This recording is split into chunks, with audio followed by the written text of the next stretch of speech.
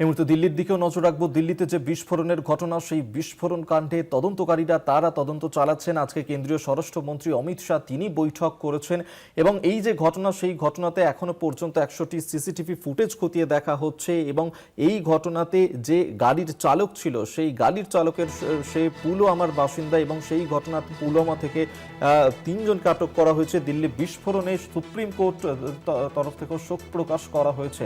ভারতের প্রধান বিচারপতি তিনি শোক প্রকাশ করেছেন।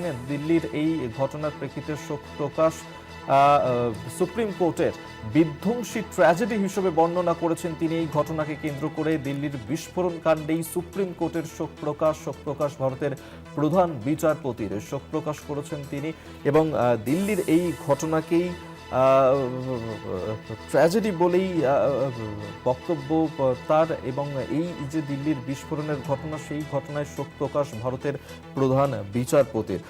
আপনারা জানেন যে গতকাল সন্ধেবেলায় যে ঘটনা ঘটেছিল এবং সেই ঘটনার পর প্রাণ হারিয়েছেন 17 জন এবং সেই ঘটনায় তদন্তকারীরা তারা তদন্ত চালিয়ে যাচ্ছেন এবং এই ঘটনার সঙ্গে কোনো জঙ্গিযোগ রয়েছে কিনা সেই বিষয়ে এখনো পর্যন্ত স্পষ্ট করে কিছু জানা যায়নি। সে নিয়ে তদন্তও চালাচ্ছেন অফিসাররা এবং যে গাড়ি, সেই গাড়িকে কেন্দ্র করেও একাধিক প্রশ্ন তৈরি হয়েছে। আর এই যে বিধ্বংসী ঘটনা, এই যে ভয়াবহ বিস্ফোরণের ঘটনা, সেই ঘটনাতেই ভারতের প্রধান বিচারপতি তিনি শোক প্রকাশ করেছেন।